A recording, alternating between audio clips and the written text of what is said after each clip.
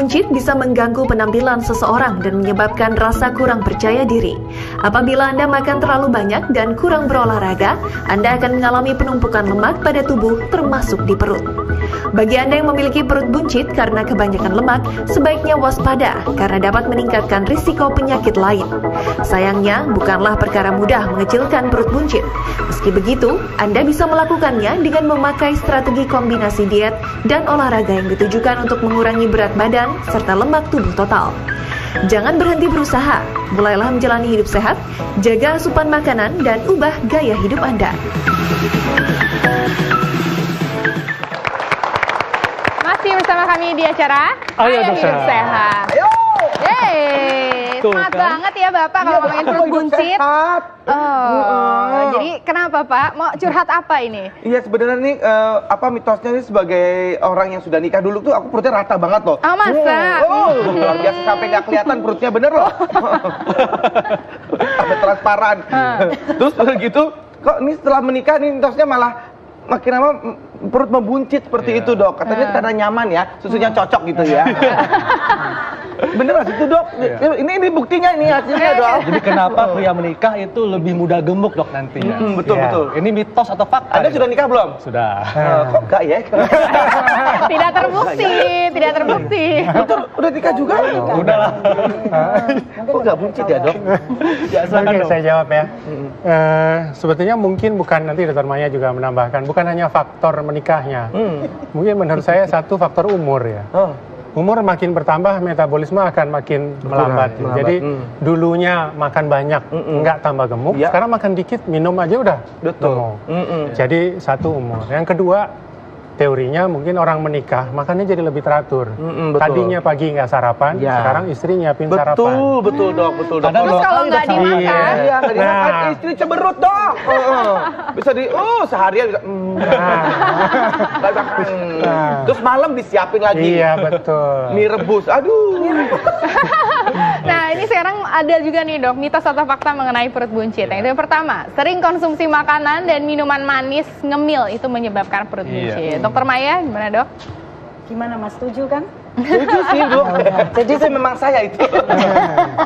Jadi ya jelas ya, kalau kita kan semestinya kita udah tahu ya musuh yang utama tuh adalah gula. Ini ya. Jadi sebetulnya lemak masih ada yang sehat, masih ada yang nggak sehat. Kalau gula kita nggak bisa pilih ya gula mana yang sehat gitu ya. Jadi ya iyalah mas, kurangilah yang itulah mas, mulai dari itu dulu. Dok. Gimana sih dok? Aduh. Tapi pengen kurus nggak bapak? Iya mau. Ya udah usaha dong pak. Terus satu lagi mas, orang nikah itu stres nggak tadi? Agak stres. Nah ini kita mungkin konsultasi ini ya pernikahan kayaknya dok ya. Nah ini mungkin yang juga dialami oleh Kak Indra nih, perut buncit karena kurang bergerak. Nah Kak Indra begitu ya kayaknya ya? Tapi saya ini dancer loh dok. Apa yang dancer jarinya doang kali ya? Nah ini bener ya dok ya? Kegemukan itu kan karena apa yang masuk, total kalori yang masuk lebih banyak daripada yang dipakai. Kalau dia kurang bergerak, banyak yang disimpan. Bunda ayo dong kita jadi ini kelebihannya fitness, ditimbun sebagai lemak dok ya di perut ya. Oh gitu, jadi harus banyak bergerak. Iya, jadi jangan mager kak. Tapi kalau malam bergerak terus itu. Aduh, jadi itu sekarang. Oke, next ada mitos dan fakta lagi mengenai perut buncit. Iya itu. Kurang tidur itu bisa menyebabkan perut buncit. Nah dok, tapi ini dok ya, memang kalau kita kurang tidur itu besok paginya nafsu makan meningkat dok, sehingga jadinya maunya makan terus. Nah ini benar ya dok? Jadi saya nggak melihat sih hubungan kurang tidur dengan nafsu makan meningkat gitu. Tapi yang jelas kembali lagi kegemukan itu karena kalori yang masuk, bukan karena tidurnya kurang. Kalau Dokter Maya ada. Jadi mitos itu ya? Gimana dok? Mitos. Jadi gini, sebetulnya dok ada sedikit benernya, sedikit mungkin nggak banyak-banyak amat tapi sedikit. Jadi kalau dia kurang tidur, dia semestinya mungkin paginya under stress, berarti kortisol dia naik. Nah dengan kortisol yang meningkat kita tahu efeknya kan, jadinya nafsu makan naik, semuanya lemak makin tertimbun. tertimbun, jadi sedikit sih benar. Sedikitnya ada ya. Sedikit. Ya, dan juga mungkin kurang tidur, jadinya rasanya lapar kali ya, langsung udah ngemil-ngemil sedikit-sedikit. Betul nggak Bapak? Betul banget. Baik, ini satu lagi nih dok, mitos atau fakta perut buncit yaitu karena faktor genetik. Nah, keturunan dok. Kalau bapaknya gemuk, nah anaknya tuh bisa gemuk juga. Faktor genetik ini memang ada. Memang ada. Ada orang yang gangguan resistensi insulin misalnya. Gangguan pada hormon tertentu. Kalau ini fakta, bukan mitos. Fakta ya dok ya. Emang papa saya emang itu sih agak gemuk dikit. Jangan-jangan menyambung-nyambungkan gitu. Ya, memang bener gitu kan keturunannya. Kadang-kadang anak-anak itu juga mencontoh pola makan bapaknya. Iya, betul. Gitu ya. Itu dia sih. Nah ini ada lagi dok, faktor menopause ini menyebabkan perut buncit. Betul, Ini karena ada Indra Bekti belum menopause? Iya, boleh ralat dikit nggak? Bagaimana dok? Masa cuman Meno, Andro juga dong. Laki-laki juga. Boleh ya, sedikit tambah Ya, gitu. menopause dan andropause. Jadi ini fakta. Fakta ya dok ya. pada saat menopause ada terjadi perubahan hormon laki-laki dan perempuan. Saat terjadi perubahan akan gampang menjadi gemuk. Dan andropause juga sama dok ya. Masa Meno doang. Iya benar. Gak mau salah. Tapi itu kalau dengan olahraga menopause, andropause bisa mungkin mending ya. Mendingan. Oke, nah ini kalau stres bisa menyebabkan sudah tadi. perut buncit. Tadi sebetulnya sudah dibahas. Kalau kita stres, kita mencari pengalihan. Salah satunya adalah ngemil. Ngemil selalu yang enak. Nggak ada orang ngemil nggak enak. Nggak ada yang ngemil puyer, tepung, obat. Yang enak itu kan manis, lemak, akhirnya kalorinya akan meningkat. Kadang-kadang yang itu duduk situ ngasih sampah dok, supaya nggak stres ya. Iya, dok. Ini kan selain faktor tadi, perut buncit ini juga disebabkan karena penyakit ya. Ada penyakit tertentu yang gejalanya perut buncit. Nah ini apa saja dok? Penyakit apa saja nih? Iya, ini seringkali diabaikan. Kita pikir cuma lemak. Iya. Lalu datang. Dok, silakan. Kita ada jelaskan melalui LED. Ini canggih nih. Iya. Kesana ternyata.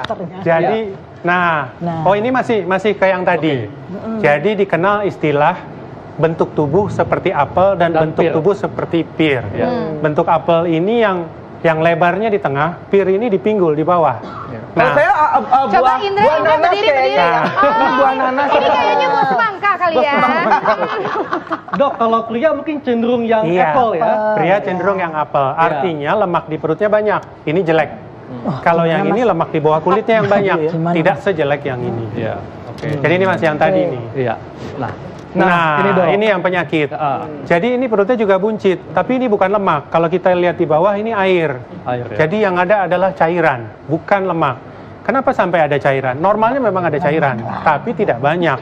Begitu dia sakit, cairan ini menumpuk. Nah, penyakit apa dok yang menyebabkan mengumpulnya cairan? Nomor 1 di negara kita yang paling sering adalah karena sakit liver yang berat. Jadi karena sakit liver, cairan tidak tertahan di pembuluh darah, bengkak di perut, kemudian bengkak di kaki. Itu nomor 1. Nanti mungkin silahkan kalau kita mau bahas lagi. Yang kedua yang juga banyak adalah TBC perut.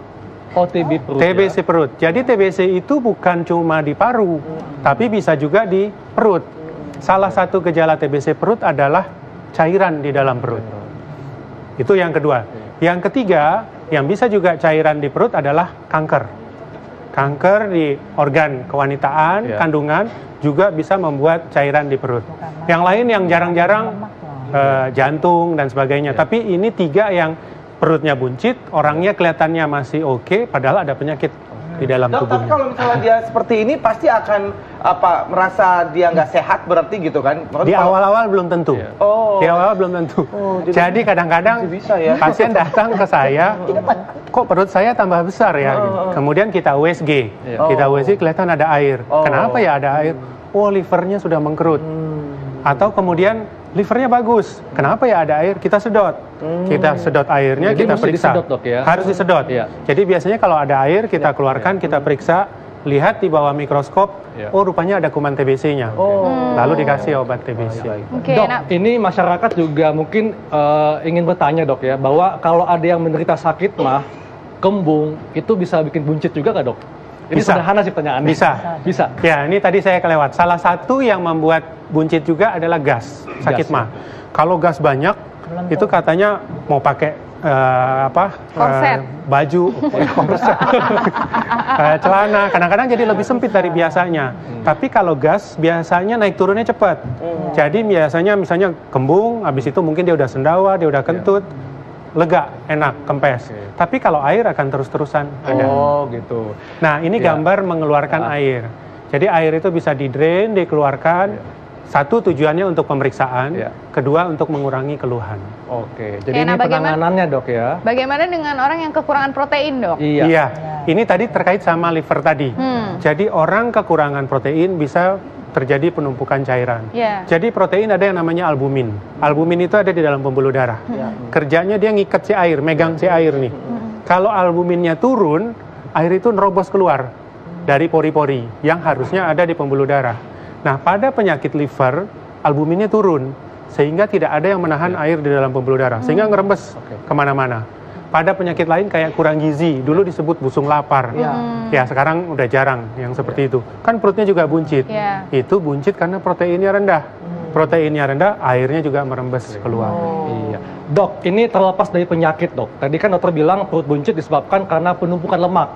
Lemak dalam dan lemak subkutan. Nah, untuk lemak dalam atau lemak visceral ini bisa nggak dok dihilangkan atau mungkin agak susah?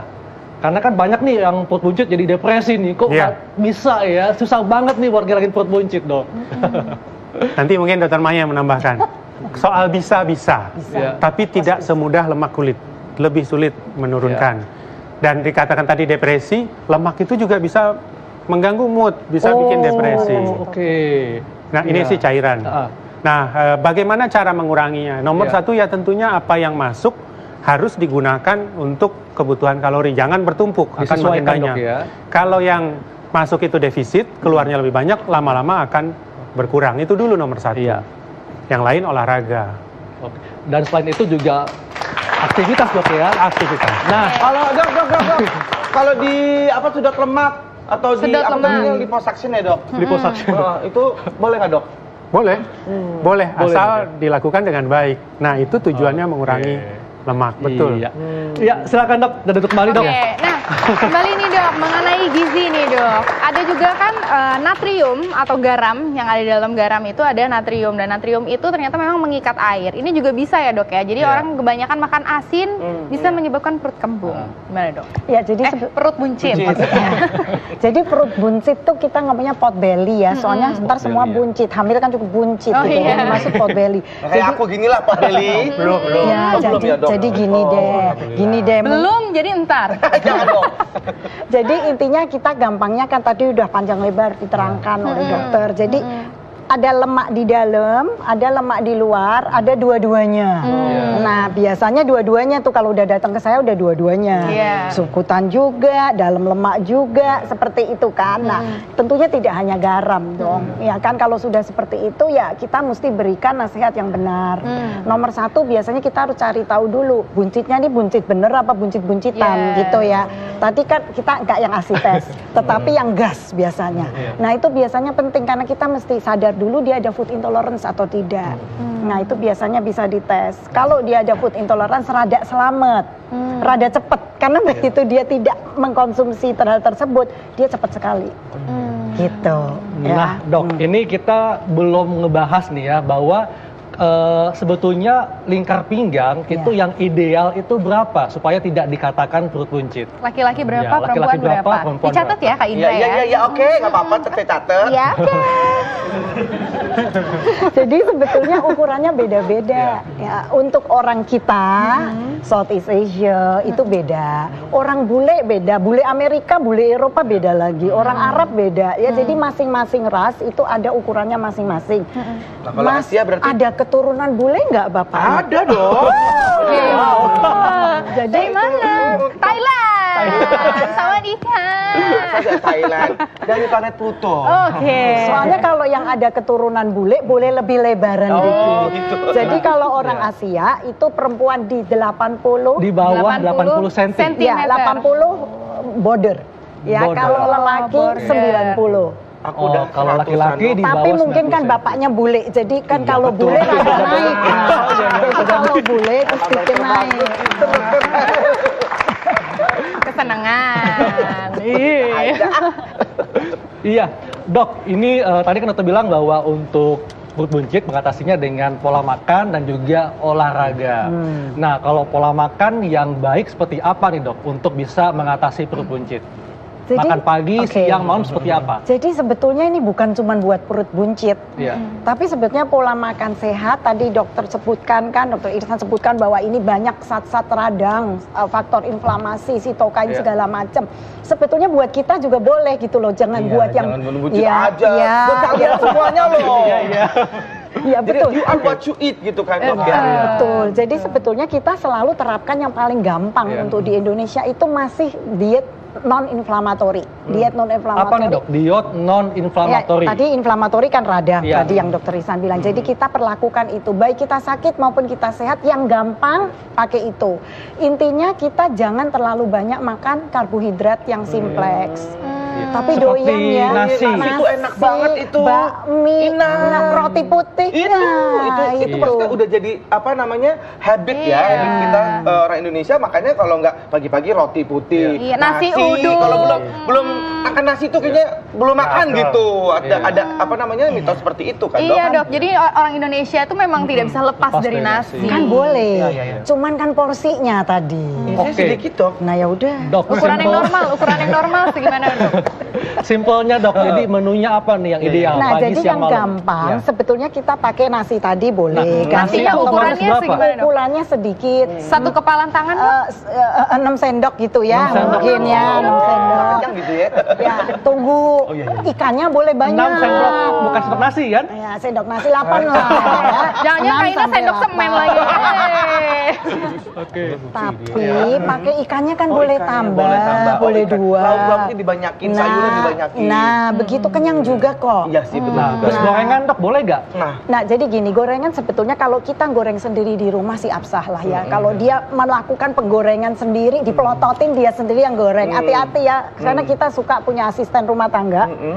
Mereka tuh doyan pakai minyak 2 kali loh.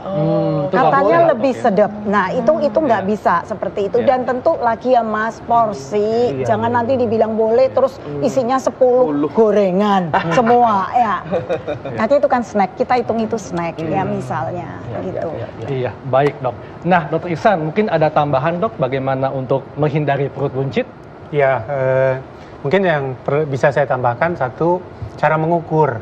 Tadi kan dokter Maya sudah sampaikan ukurannya, tapi rupanya kita lihat yang naruh ukuran itu ada yang di bawah, ada yang di atas. Nah, kadang-kadang kalau tempat-tempat itu ada yang promosi, datang ke sini tiap minggu akan turun, padahal itu tipu-tipu aja. Iya, betul-betul. Jadi diukur di atas tulang di sini, lalu dilingkarkan ke pusar. Ke pusar. Nah, itulah tempat yang tepat untuk mengukur lingkar pinggang. Iya. Jadi ke pusar terus gitu ya. Harus di bawah 90. Di bawah. Oke. Iya, dok, terakhir apa dok tipsnya dok untuk menghindari perut buncit selain pola makan dan sebagainya? Ya, sebetulnya bukan menghindari sudah disampaikan oleh dokter Maya. Yang perlu kita lakukan adalah mendeteksi saya ini sudah masuk perut buncit atau tidak. Dengan lingkar tadi ya? Lingkar tadi atau kok celana makin lama makin naik ukurannya. Ikat pinggang lubangnya udah pindah makin turun nih ininya pakainya.